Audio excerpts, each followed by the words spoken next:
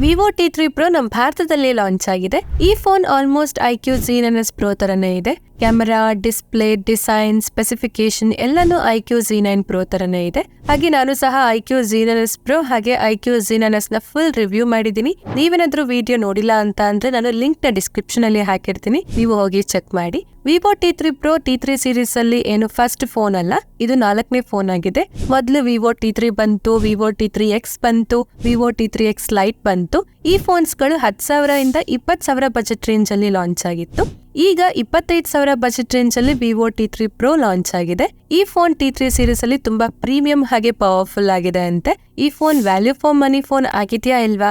ಈ phone iQ Z9s Pro ಗಿಂತ ಎಷ್ಟು ಡಿಫ್ರೆಂಟ್ ಆಗಿದೆ ಅಂತ ನಾನು ಇವತ್ತಿನ ವಿಡಿಯೋ ಅಲ್ಲಿ ಹೇಳ್ತಾ ಇದ್ದೀನಿ. ಇವತ್ತಿನ ವಿಡಿಯೋನ ನೀವು ಪೂರ್ತಿಯಾಗಿ ನೋಡಿ. ಹಾಗೆ ನೀವೇನಾದ್ರೂ ಫಸ್ಟ್ ಟೈಮ್ ನಮ್ಮ ಚಾನಲ್ಗೆ ಬಂದಿದ್ರೆ ನಮ್ಮ ಚಾನಲ್ಗೆ ಸಬ್ಸ್ಕ್ರೈಬ್ ಆಗಿ ನನಗೆ ಸಪೋರ್ಟ್ ಮಾಡಿ. ನಾನು ಸಹ ಅನ್ಬಾಕ್ಸಿಂಗ್ ವಿಡಿಯೋಸ್ ನ ಮಾಡ್ತೀನಿ, ಸಪೋರ್ಟ್ ಮಾಡ್ತೀರಾ ಅಲ್ಲ? ಹಾಗಿದ್ರೆ ಇವತ್ತಿನ ವಿಡಿಯೋನ ಶುರು ಮಾಡೋಣ. ಹಾಯ್ ಗಾಯ್ಸ್, ನಾನು ನಿಮ್ಮ ಕನ್ನಡದ ಹುಡುಗಿ. ನಿಮ್ಮೆಲ್ಲರಿಗೂ ಟೆಕ್ ನ್ಯೂಸ್ ಪ್ರೋ ಕನ್ನಡ ಚಾನಲ್ಗೆ ಸ್ವಾಗತ.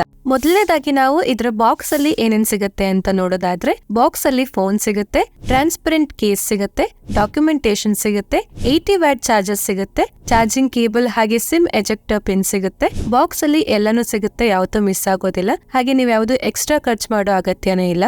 ನೆಕ್ಸ್ಟ್ ಇದರ ಡಿಸೈನ್ ಬಗ್ಗೆ ನಾವು ಮಾತಾಡೋದಾದ್ರೆ, ಈ ಫೋನ್ ನ design almost iQ Z9s Pro ತರನೇ ಇದೆ, ಸ್ವಲ್ಪನೂ ಡಿಫ್ರೆನ್ಸ್ ಇಲ್ಲ.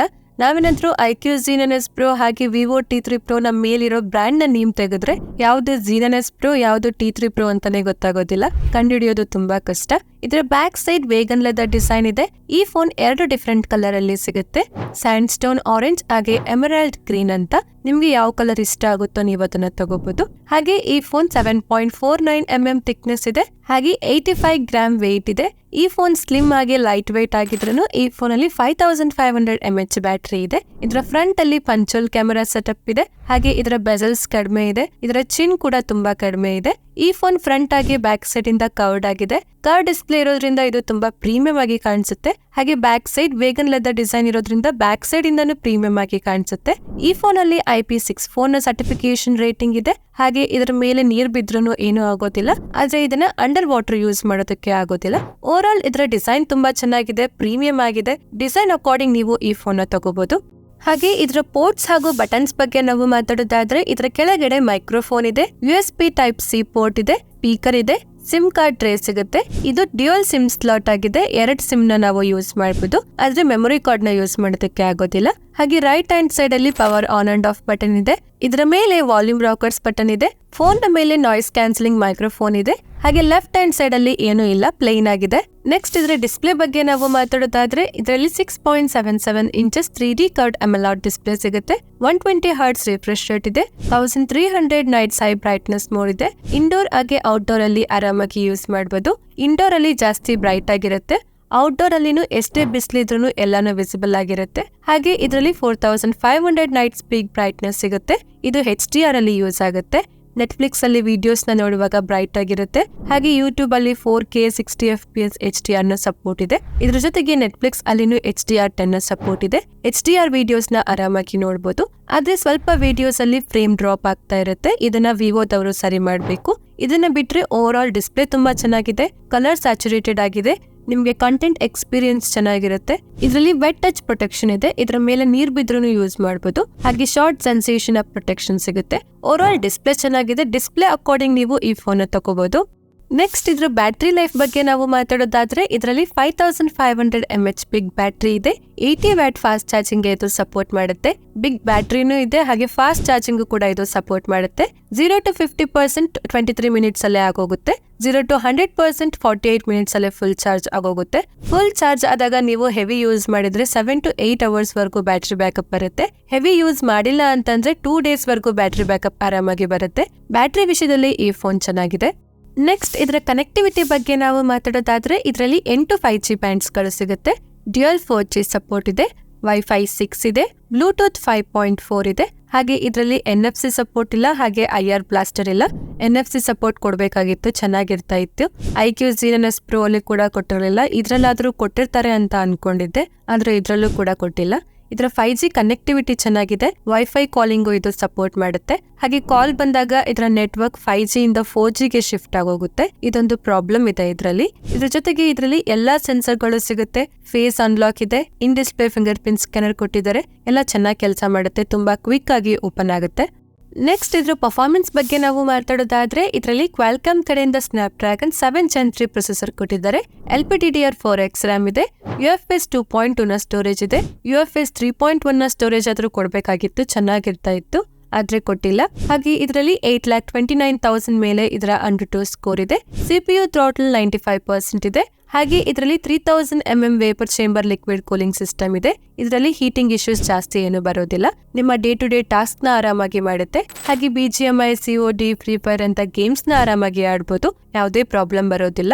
BGMI ಅಲ್ಲಿ HDR ಸೆಟ್ಟಿಂಗ್ ಅಲ್ಲಿ ಎಕ್ಸ್ಟ್ರೀಮ್ ಆಪ್ಷನ್ ಗೆ ಇದು ಸಪೋರ್ಟ್ ಮಾಡುತ್ತೆ. ಹಾಗೆ ಅಲ್ಟ್ರಾ HDR ಸೆಟ್ಟಿಂಗ್ ಅಲ್ಲಿ ಅಲ್ಟ್ರಾ ಆಪ್ಷನ್ ಗೆ ಇದು ಸಪೋರ್ಟ್ ಮಾಡುತ್ತೆ, ಅಂದ್ರೆ 60 FPS ವರೆಗೂ ಸಪೋರ್ಟ್ ಮಾಡುತ್ತೆ.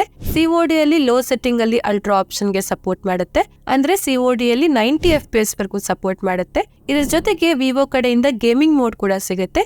ಇದರಿಂದ 4D ಗೇಮ್ ವೈಬ್ರೇಷನ್ ಹಾಗೆ ಮೋಷನ್ ಕಂಟ್ರೋಲ್ ಅಂತ ಎಕ್ಸ್ಟ್ರಾ ಫೀಚರ್ಸ್ ಗಳು ಸಿಗುತ್ತೆ. ಗೇಮ್ಸ್ ಆಡುವಾಗ ಬೆಸ್ಟ್ ಎಕ್ಸ್ಪೀರಿಯನ್ಸ್ ಸಿಗುತ್ತೆ. ಪರ್ಫಾರ್ಮೆನ್ಸ್ ಅಕಾರ್ಡಿಂಗ್ ಕೂಡ ನೀವು ಈ ಫೋನ್ ನ ತಗೋಬಹುದು. ನೆಕ್ಸ್ಟ್ ಇದರ ಸಾಫ್ಟ್ವೇರ್ ಬಗ್ಗೆ ನಾವು ಮಾತಾಡೋದಾದ್ರೆ ಈ ಫೋನ್ Android 14 ಅಲ್ಲಿ ಬರುತ್ತೆ, Fun Touch OS 14 ಅಲ್ಲಿ ವರ್ಕ್ ಮಾಡುತ್ತೆ. ಹಾಗೆ ಈ ಫೋನ್ಗೆ 2 years ಮೇಜರ್ OS ಅಪ್ಡೇಟ್ ಹಾಗೆ 3 years ಸೆಕ್ಯೂರಿಟಿ ಪ್ಯಾಚ್ ಅಪ್ಡೇಟ್ ಸಿಗುತ್ತೆ. ವಿವೋ ಫೋನ್ ಅಲ್ವಾ, ಟೈಮ್ ಟು ಟೈಮ್ ಅಪ್ಡೇಟ್ ಸಿಗುತ್ತೆ. ಈ ಫೋನ್ ನ UI ಅಲ್ಲಿ AI ಫೀಚರ್ಸ್ ಗಳು ಸಿಗುತ್ತೆ. AI ಎರೇಸರ್, ಇದರಿಂದ ಫೋಟೋಸ್ ಅಲ್ಲಿ ಆಬ್ಜೆಕ್ಟ್ಸ್ ನ ರಿಮೂವ್ ಮಾಡಬಹುದು. ಹಾಗೆ AI ಫೋಟೋ ಎನ್ಹಾನ್ಸ್ ಸಿಗುತ್ತೆ, ಫೋಟೋಸ್ ಗಳ ಡೀಟೇಲ್ ಹಾಗೆ ಸ್ವಲ್ಪ ಕಾಂಟ್ರಾಸ್ಟ್ ನ ಇಂಪ್ರೂವ್ ಮಾಡುತ್ತೆ.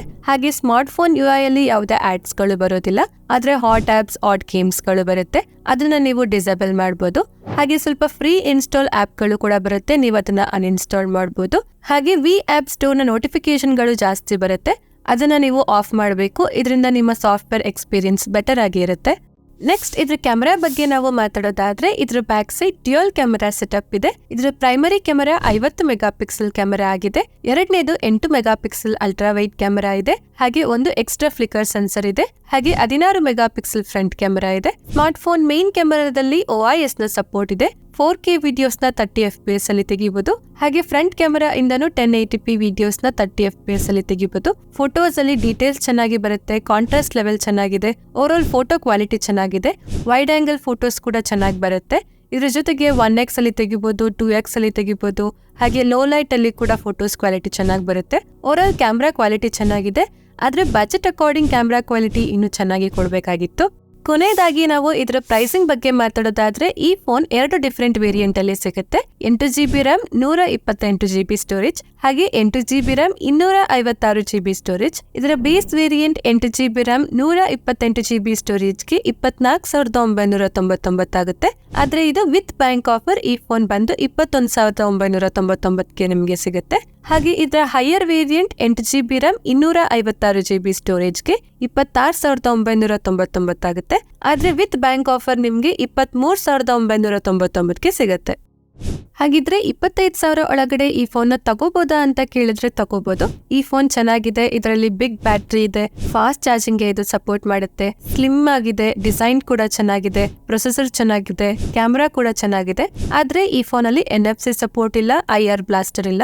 ನಿಮ್ಗೇನಾದ್ರೂ 25,000 ಒಳಗಡೆ ವಿವೋ ಕಡೆಯಿಂದನೇ ಒಂದು ಬೆಸ್ಟ್ ಪರ್ಫಾರ್ಮೆನ್ಸ್ ಹಾಗೆ ಆಲ್ರೌಂಡರ್ ಸ್ಪೆಸಿಫಿಕೇಶನ್ ಇರೋ ಫೋನ್ ಬೇಕು ಅಂತ ಇದ್ರೆ ನೀವು ಈ ಫೋನ್ ನ ತಗೋಬಹುದು.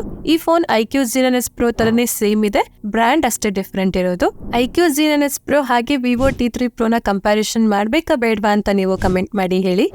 ಇಷ್ಟೇ ಫ್ರೆಂಡ್ಸ್, ಇವತ್ತಿನ ವಿಡಿಯೋಲಿ ವಿವೋ T3 Pro ಬಗ್ಗೆ ಫುಲ್ ಡೀಟೇಲ್ ಆಗಿ ಹೇಳಿದೀನಿ. ನಾನೇನಾದ್ರೂ ಮಿಸ್ ಮಾಡಿದ್ರೆ, ಮಿಸ್ಟೇಕ್ ಮಾಡಿದ್ರೆ ನೀವು ಕಮೆಂಟ್ ಮಾಡಿ ಹೇಳಿ. ಹಾಗೆ ನಿಮ್ಗೆ ಯಾವುದೇ ಟೆಕ್ ಬಗ್ಗೆ ಡೌಟ್ ಇದ್ರೂ ನೀವು ಕಮೆಂಟ್ ಮಾಡಿ ಕೇಳ್ಬೋದು, ನಾನು ರಿಪ್ಲೈ ಮಾಡ್ತೀನಿ. ವಿಡಿಯೋ ಇಷ್ಟ ಆದ್ರೆ ಲೈಕ್ ಮಾಡಿ, ಇಷ್ಟ ಆಗಿಲ್ಲ ಅಂದ್ರೆ ಡಿಸ್ಲೈಕ್ ಮಾಡಿ. ನಮ್ಮ ಚಾನೆಲ್ಗೆ ಸಬ್ಸ್ಕ್ರೈಬ್ ಆಗಿ ನನಗೆ ಸಪೋರ್ಟ್ ಮಾಡಿ. ನಿಮ್ಮ ಫ್ರೆಂಡ್ಸ್ ಹಾಗೆ ಫ್ಯಾಮಿಲಿ ಅವ್ರಿಗೆ ಶೇರ್ ಮಾಡಿ. ಧನ್ಯವಾದಗಳು. Thank you for watching. Next video ಸಿಗೋಣ, ಅಲ್ಲಿವರೆಗೂ ಕಾಯ್ತಾ ಇರಿ. ಬೈ ಬಾಯ್.